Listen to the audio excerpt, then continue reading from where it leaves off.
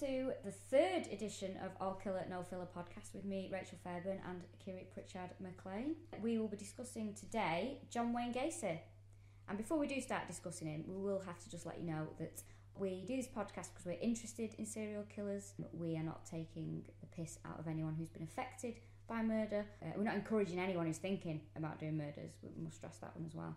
And it depends how many podcasts we do there. That's very true, actually. And we're just having a chat about things that we find interesting about serial killers. And basically, if we're here chatting about them, it stops us writing to them in prison. So this episode, we're going to be talking about John Wayne Gacy, also known as the Killer Clown, also known as Pogo the Clown. If you've not heard of John Wayne Gacy, he was called the Killer Clown because he used to dress up as a clown called Pogo for community events. Not during the murders. Not during the murders. Although nearly. Oh, we don't know, actually. He used to enjoy wearing his clown outfit just rounded about the house. If you Google him, he is like the draggiest looking clown. It's all like high cheekbones and sharp edges. He said that the makeup he said he wanted to keep the edges of the makeup sharp so as not to frighten children. He's the most frightening clown I've seen since Pennywise. Like, everyone was terrified. I mean, surely soft edges are better. Yeah, what I want to do is make it look like the edge of a knife. That's what I'd like from my makeup. He's prolific. He was a hard worker. He looked after 3 KFC stores. In 6 years, he did a minimum of 33 murders that they know about. They think it's... Is it closer to... They think it's 38, but 33 officially was the final body count. Which is, in 6 years, is astonishing. It really is. Yeah, you've got to commend him for his... That's the American dream. Work hard. Work hard, play hard. Fill your crawl space. He's a weird one because he's obviously one I know about because he's so iconic because of the whole clown stuff. But I didn't know loads about him, so his childhood's quite interesting because I think it's classic serial killer. Definitely. Childhood. Close to his sisters and mum, and then you've got the classic alcoholic abusive father. Yeah. Which is the new black for serial killers. Which I think he was constantly trying to impress his father as well, but whatever he did wasn't good enough. Yeah, because in an interview that he gave, even though his father was very abusive physically towards him and emotionally, he vehemently denied that he hated him because they're going, you must have hated your father. He's like, no, absolutely not. Which is kind of peculiar considering his father used to call him dumb and stupid. He once knocked him out with a broomstick. That's a very Halloween injury, isn't it? It is, isn't it? I quite like that. A bit Harry Potter. The broomstick. He used to beat him with a belt regularly. Ducked him in a cauldron. Yeah, did the whole eye of new. Then his dad called him a sissy, a mama's boy, and said he would probably turn out queer. And to be fair to his powers of precognition, he nailed it. Absolutely right. Although John Wayne Gacy would deny that he was gay. He was quite happy, very comfortable with being described as bisexual, which he was. But if anyone ever said that, described him as gay, he didn't like that. No. He just was not. Yeah, there's an interview where he's like, I'm a lot of things. I'm not a gay. And it's like, yeah, but you're alright with being a murderer and or a bisexual and someone who used to dress up as a clown. Please don't call me gay. Yeah, please. That's please. below the belt. I think a lot of it comes down to the fact that he wasn't comfortable with being gay. Yeah. I think he's probably more gay than bisexual. I'd say so. Yeah. Considering, he says, sure, I used to partake in gay acts, and by that he means get young men to suck him off. Yeah. But I wasn't gay, I just did the things, and it's like... Just something to do, innit? You know what it's like when guys get together. I felt really sorry for him reading about his life because obviously he had this horrible father, and he was molested as a child by a family friend who used to be like, come and ride in my truck, now ride this. Yeah. And he never told his family because he thought that he would get beaten up, and I felt really sorry for him. Well, not get beaten up. He thought that his father would beat him for it. Which he probably would. Yeah, to be fair, there's not much he hasn't blamed him for. And then I read that he used to help the truant officer in school and run errands for the teachers, and I just thought, you're a shit, mate. Nobody likes the grass. You snivelly little... Nobody liked the grass at school, did there? No. Ours was called Gemma. And I'm not going to give a second name away in case she's listening to this. We are friends on Facebook. But Gemma, you know what you did. We'll keep an eye on Gemma. You never know. Yeah, I stole a packet of crisps once, and she grassed me up. Oh, come on, play the game. And I had to go to the head teacher's office, and me trying to lie about stealing this bag of crisps that were in my bag, and the backtracking I did were quite similar to John Wayne Gacy. No, really? Towards the end of his life, yeah. Very similar. There's a lot of backtracking going on there. But the evidence was overwhelming. In that it was in your bag. They were in my bag, sticking out. Well, I mean, his was buried under his house, and he sort of tried to deny it. So I don't blame you for trying to get away with a little bag of crisps in your bag. Thank you. I feel like demons have been put to rest with that. Thank you. He wasn't allowed to play sport in school either because he's quite a chunky kid.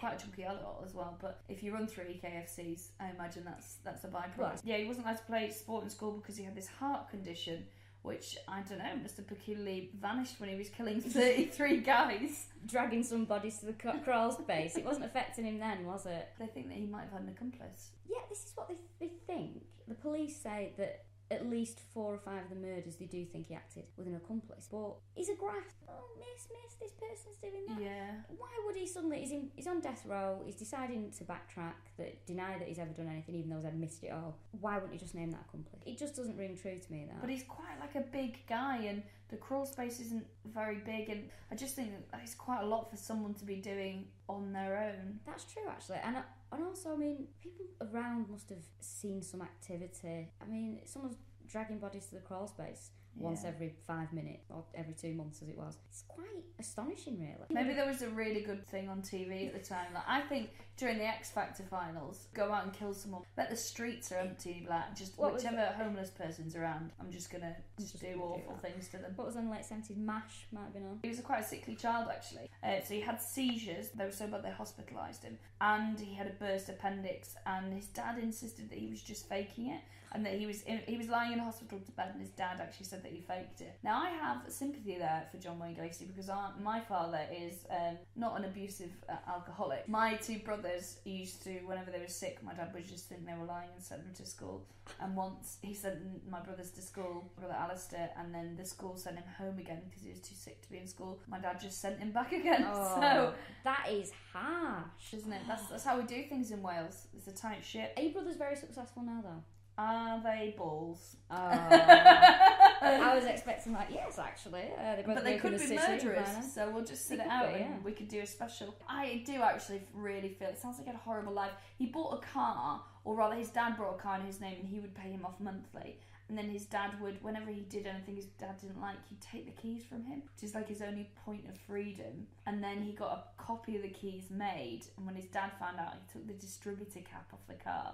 So he still couldn't use it. And then eventually, when he put the cap back on, John Wayne just panicked and drove to Las Vegas. We've all done it, haven't we? As you do, I mean. And while he was in Las Vegas, he was there for about 3 months. He got a job, first of all, working for the ambulance service, but obviously they recognised something in him. And then he started working at the mortuary. And that's where it all sort of happens. He was transferred to the mortuary.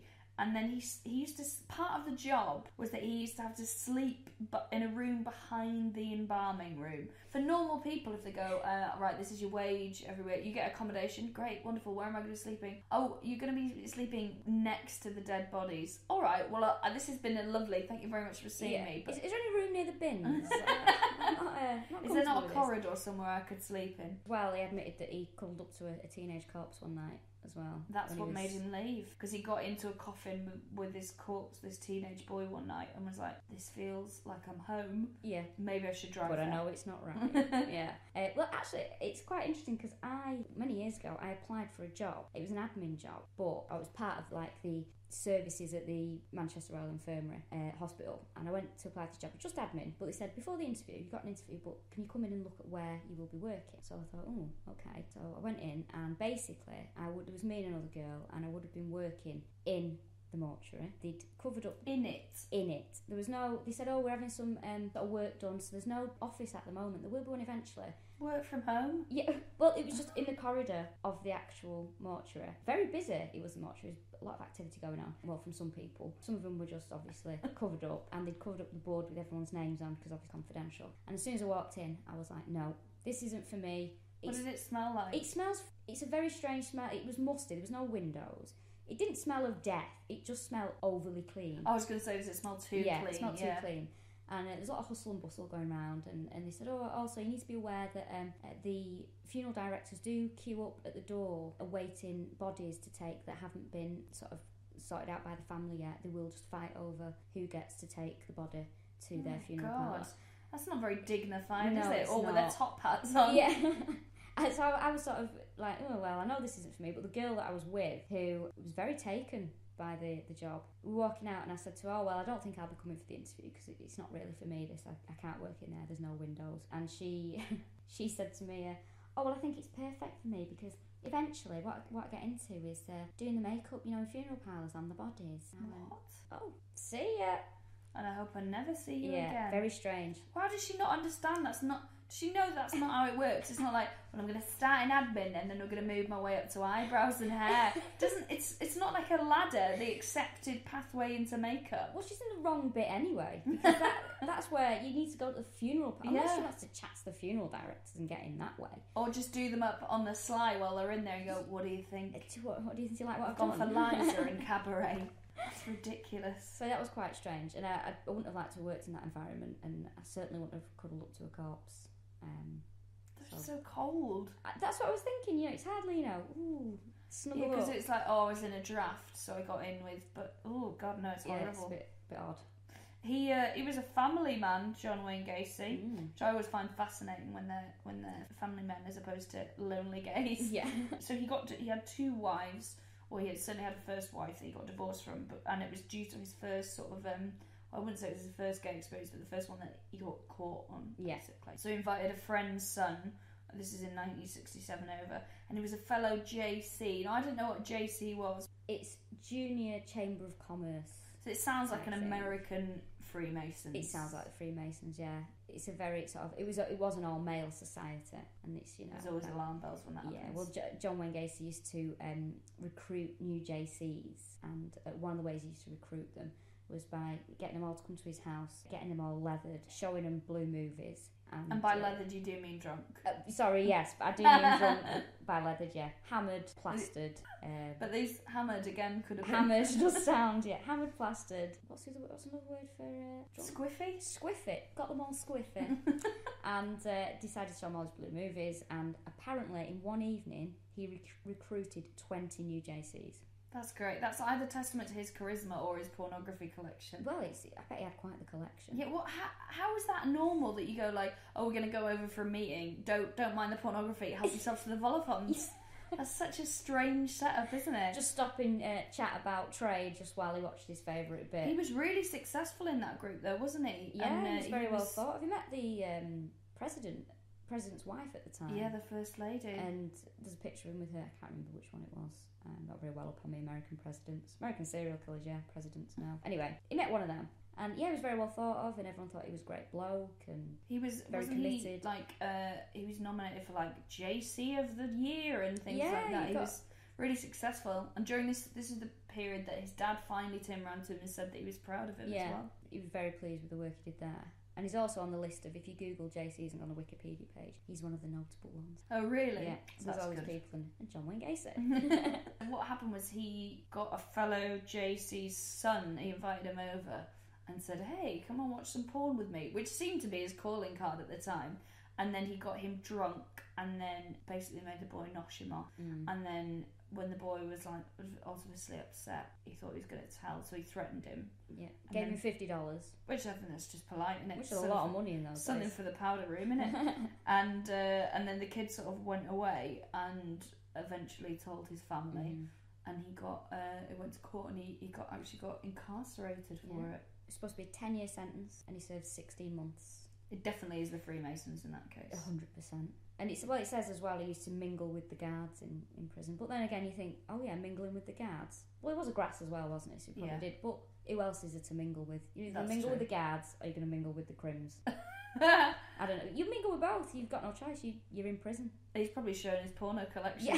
He was probably living the hype. In fact, he meant to have really enjoyed prison because he liked the structure and the routine of it. He thrived in prison. There was a documentary about the prison. Was it Statesville that he went to, or is that the second one he went to? But there was a documentary about the prison when he was there, and there's just shots of him angelically singing in the choir. And there's also an interview with him because he was the chef, wasn't he? He was the head chef. It was quite interesting. A documentary I watched, there was a chap talking about him, a fellow inmate, and this is his exact quote, because he was a very good cook. Everyone enjoyed his food. Apparently, he completely changed the food in the prison. And his fellow inmate said, one thing about John was he was an excellent cook. He understood something that folks who cook in prison don't understand, and that was the use of spices. He knew his spices. He did.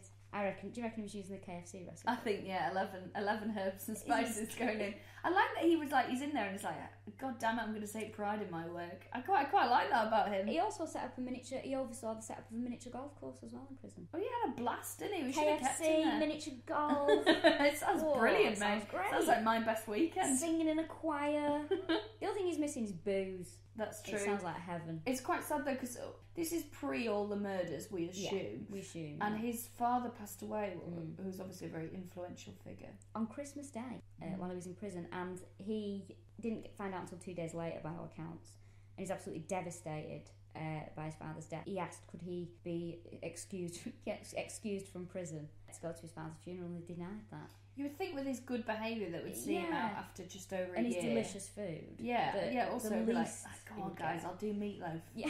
Let me out.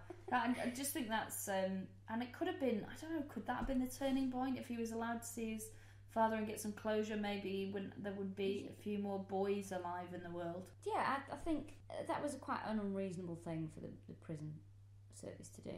But also unreasonable is threatening to rape someone while dressed as a clown. There's always that as well. Know, there are two sides to every story of justice, I think. When he got out, he got with another woman who had 2 kids, and by all accounts, he was a brilliant stepfather. And that you can find again if you Google sort of pictures that like all American like Christmas pictures where they're all in jumpers by a fire. He used to wife swap with her. Yeah. With the other JCs. It was a popular keys in a bowl type environment. Yeah, he did. And his sister, there was an interview with his sister on one of the documentaries, and she said, I went to visit them and we spent the weekend together. And John turned around and said, well, sometimes we don't always go home with each other. We sometimes go home with other people. And his sister says, and it was at that point, felt like I didn't really know my brother. Because he did indeed. He wife swapped on the very night. Could you not leave it just leave it for one weekend, John? Your sister's up. Yeah, just have some dignity. Please don't make everyone uncomfortable. She's there weeping in the spare room while you're filling in your neighbour. It just seems like, maybe that's indicative then that if he can't control his urges or wasn't made to at all, then, where does it stop? Like you say, if he's got no shame or doesn't feel that he can knock it on the head just for one weekend, it's arrogance really, isn't it? Classic arrogance. It's, you're coming to my house, but I'm still going to sleep with my the neighbour. My house, my rules. Yes. I don't come into your house and ask you not to sleep with your neighbours. Now meet Johnny, he's a JC. Maybe that was it. Maybe he's trying to recruit his sister. Would it surprise you? It doesn't surprise me. He's probably trying to get her involved. He killed a minimum of three guys over 6 years. So the first one he stabbed, and then he strangled the others after that. Now, I can only imagine when people do that. A lot of them start with a stabbing and then go, oh no, that makes a lot of mess, doesn't it? Making more work for myself. With a nice clean strangle, you're all right, aren't you? Mind you, I was going to say, I should imagine it's very strenuous, but he was a big guy, wasn't it? And if you take someone by surprise, which he usually did. And if he had an accomplice. Well, this is it. I'm not convinced on the accomplice. I think you're right with it. Don't you ever forget that, Gemma? He buried 26 of them under his house in the crawl space, which obviously on the American houses is that gap underneath. And then the last few he threw in the river. Was it the first 4 or 5 graves he dug himself? Yeah. And then after that, because he was a sort of powerful businessman, he just got people who work for him to bury them. Dig the graves, yeah. And I was reading an interview with one of the guys who dug the graves. And he was like, oh God, how close was that guy to being killed as well? If he's under there anyway, you just think, could just knock him on the head, couldn't I? Yeah. He was saying that he was always checking on him every 10 minutes going, have you done it yet? Have you done it? Make sure you only dig there. Because he knows that if he moved a foot either way, he's going to be digging up someone he probably went to school with. Just watch the bones. Pipes. Watch the pipes. Watch them all those white hard pipes. Those skull-looking pipes there. And again, that's arrogance. Oh, dig my graves for me. Well, you would be though. If you were a pillar of the community, you dress up as you're a registered clown. A registered clown. I didn't know there was a register. I'm glad they are all on a register. It's easier to I'd like to hear the register. Bozo. what other clown names are it? And instead of saying here, they Binky. go, Yeah. Yeah, I just think because he's pillar of the community with the clown. He's a JC, so he's like a Freemason. He's popular as well. Yeah, he is popular as well. Bloke. You would just be like, no one's going to catch me. I've already done a load. I'm just going to make other people dig the graves for me. They started an investigation after Robert Peast yeah, went missing, and this shows real arrogance. Yeah, this young lad was working at a pharmacy. It was just before Christmas, and John Wayne Gacy had come in to talk to, because he was a construction worker, he had his own construction company, John Wayne Gacy, chatting to the chap that owned the pharmacy and about some alterations that needed to take place. Overheard this Robert Peast talking about how he needed a bit more money for, college or whatever. I had a chat with him. Robert Peast's mother was in the pharmacy, and he went over and said, I just need to go and chat with this man about a job. Got in the car with John Wayne Gacy. That was it. Never seen again. How did the police not pick up from that? Well, I think this is where it all started from, and I think there was just no evidence. I think he said, whatever he said was like, I spoke to him, but then I completely denied it. And the chap, poor Robert Peast, who he abducted and killed, his parents were straight away knew something was wrong, as you would do. Yeah. And they were just like, well, something's not right. I think they even they asked for John Wayne Gacy's address. They went to the house. Then the police eventually took them seriously, because I think it's like 12 hours before someone's a missing person or something. And then they started to put him under surveillance. Well, they got sniffer dogs on the car, didn't they? Yeah, and the sniffer dog gave the death signal, by all accounts. I want to know what a death signal is from a dog. I want to know what that is. I want to do a really good get up on two legs and pretend it's been shot. and do that thing where pulling its paw across its neck. And shaking Bad its news, head. mate. Yeah, well, they went to the house and they found a load of weird stuff, didn't they? That started doing surveillance on him. They went to his house on. So this poor chap was abducted just before on the 11th of December, and then the police went to John Wayne Gacy's house on the 13th of December, and they found several suspicious items. A 1975 high school ring engraved with initials JAS, various driver's licences, handcuffs, a 2x4 with holes drilled in the ends, books on homosexuality and pederasty, which I don't know what that is, but I assume it's bad. A syringe, clothing too small for Gacy, a 6mm starter pistol. This is like the world's shittest generation case. Hey, there's more. Hold on. A photo receipt from the pharmacy where Robert Peast worked, and that's everything. Cuddly toys. Why do they say that a bit of wood with holes in the end is like, oh God, he had some wood in his house? The one maybe putting a shelf up. For once, he wasn't doing anything wrong.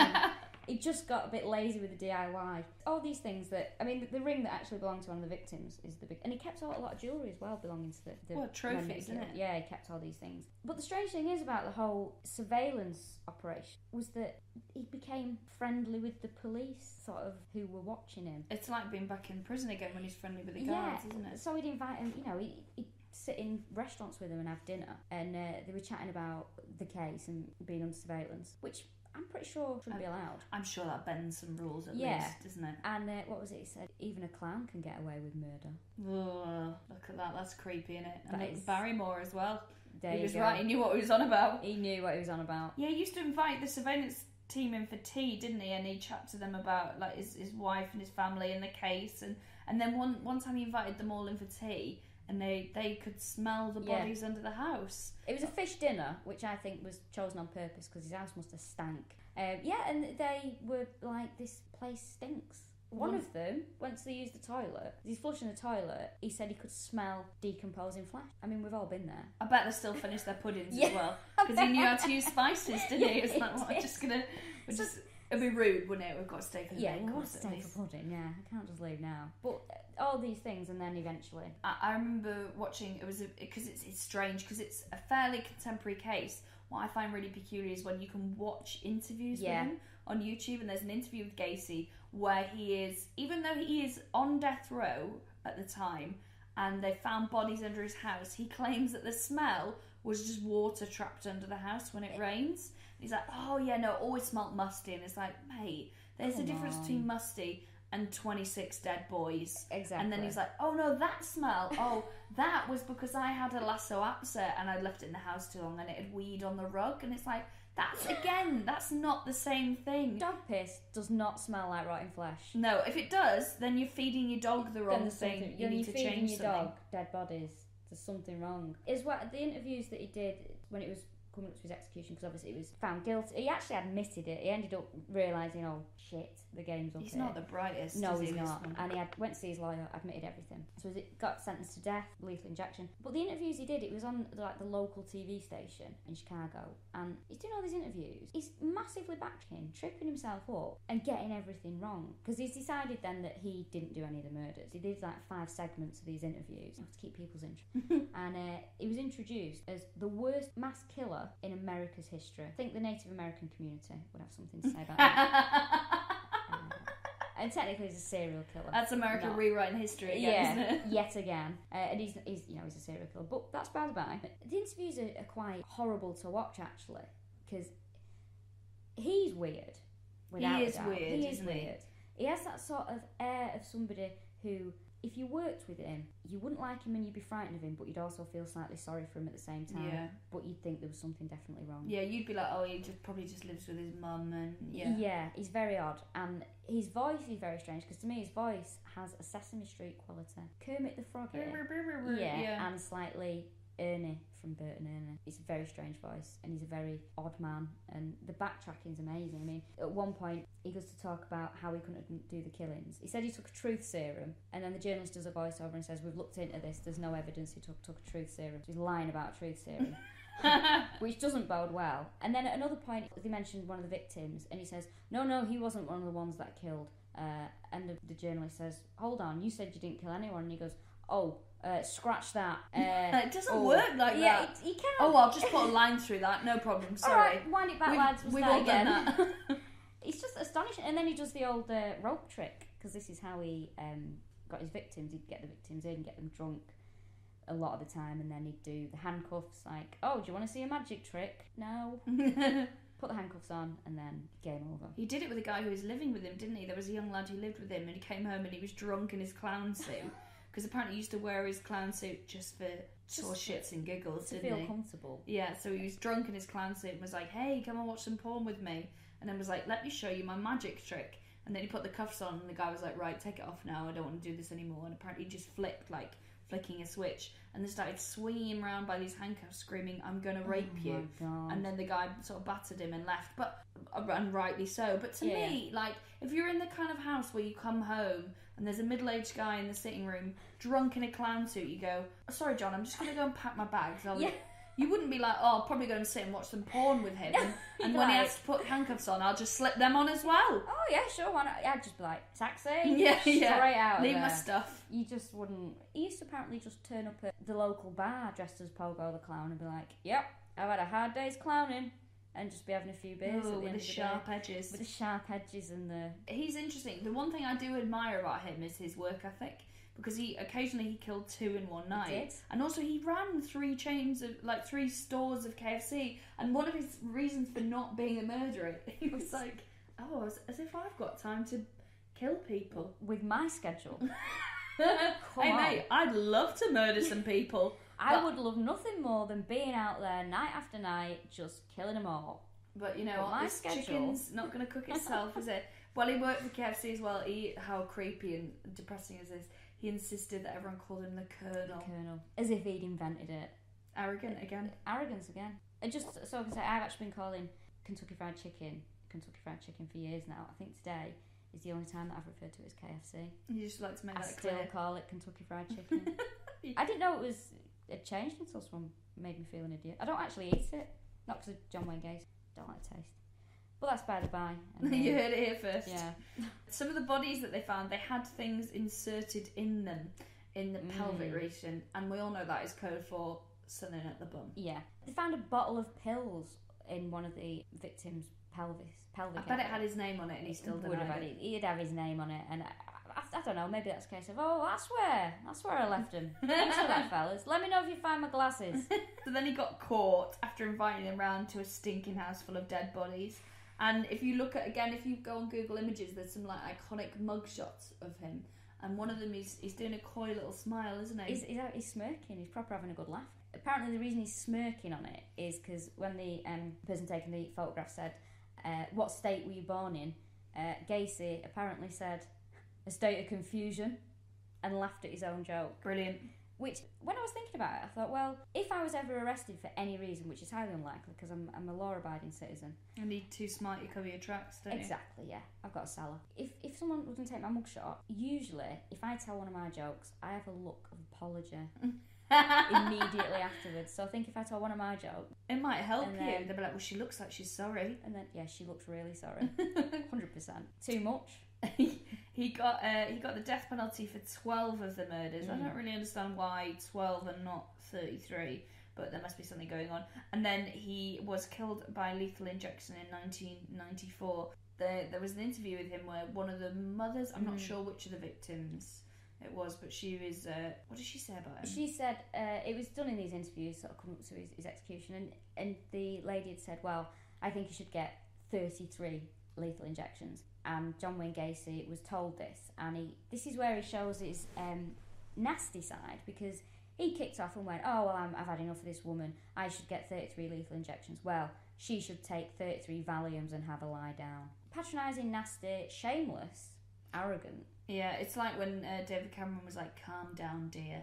It's the same kind of high status, like little sexist kind of high status, knowing you're wrong, sexist comment. What I'm saying is we should dig up number 10 Downing Street and see how many... see what horrors that reveals. He's so bad in all his interviews for just going all over the place and lying and backtracking. Because at first he said he did it, and then he said he didn't, and then he went back to saying he did it. He constantly changes his mind, and he does the rope trick on the journalist. Oh, God. And so the journalist there, he's got his arms out and he says, oh, and he's tying the rope in the tourniquet that he's learned. And again, he's not helping himself, saying he's not done it, and then he makes this little joke when he's tying the journalist's wrists together. He goes, oh, bet you're scared now, aren't you? You're okay sitting there right near me. So he knows he's done it. And then there's another joke that he cracked. He's talking about his, because we're going to talk about his paintings, his artwork. He did a painting of himself as Pogo the clown, and he was talking about working as a contractor and clown, registered clown, for an ice cream company. It's that work ethic again. Yeah, I know. He's a bit upset. But he said, oh yeah, it was an ice cream company and they had 33 flavours. And it's like, are you laughing at that because you killed 33 men? Is that why you're laughing, John? I mean, I thought I had a dark sense of humour, but that's like pitch black. Yeah, humour. At least put it into a rule of 3 or something. I was watching a thing with a psychologist, and they were saying that the fascinating thing about John Wayne Gacy is that there was nothing wrong with him. It's like, what?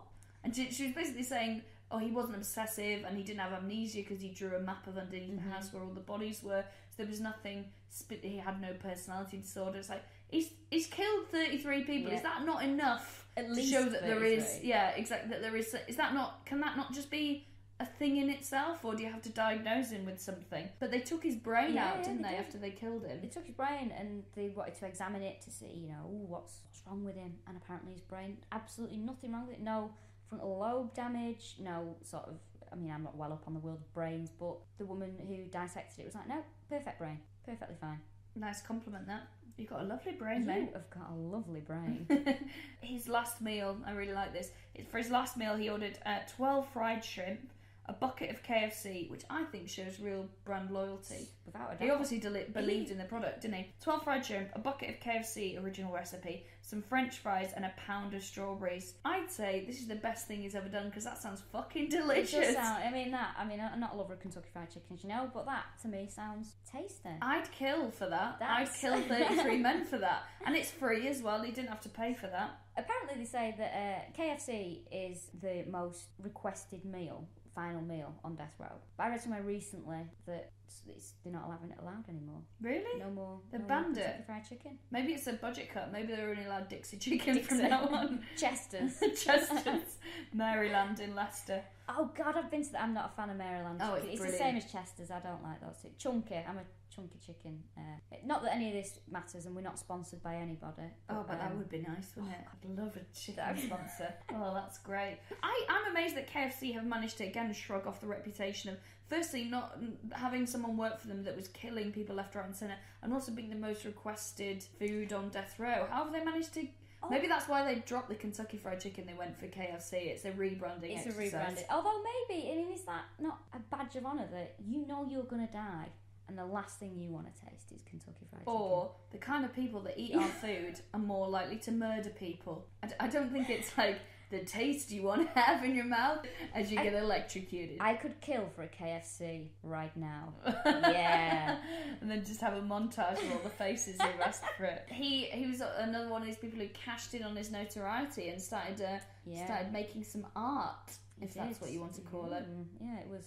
It looks like terrible. outsider art. It's creepy as. Very creepy. Sort of pictures of 7 dwarves. He seems to be quite taken with. Yeah, clowns and they all look like they're paint by numbers. Yeah, they do. Sort of very sort of like it's been cut out of a colouring book. Odd pictures. And he's talking about them, and he actually said, "Oh well, Walt Disney was a mentor of mine." You mean influence? Yeah, I think Walt Disney they defrosted him, deep fried him, because we know that's what you like. They sell for loads. I think the maximum so far has been $20,000.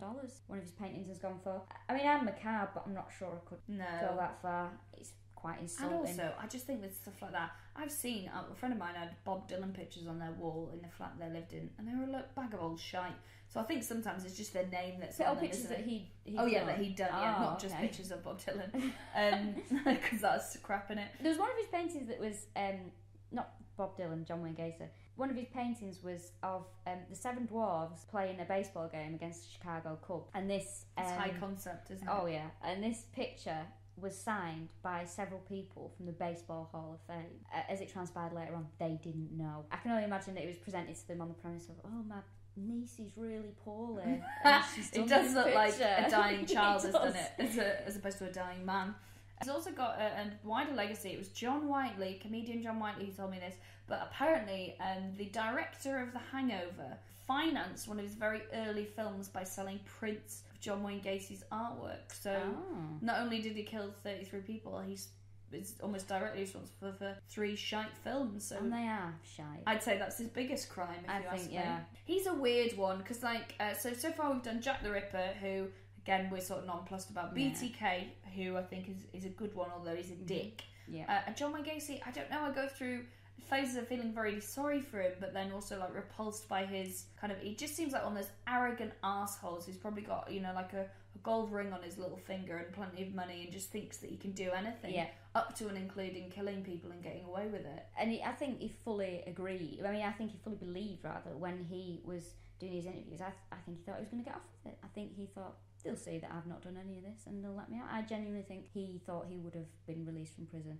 Yeah.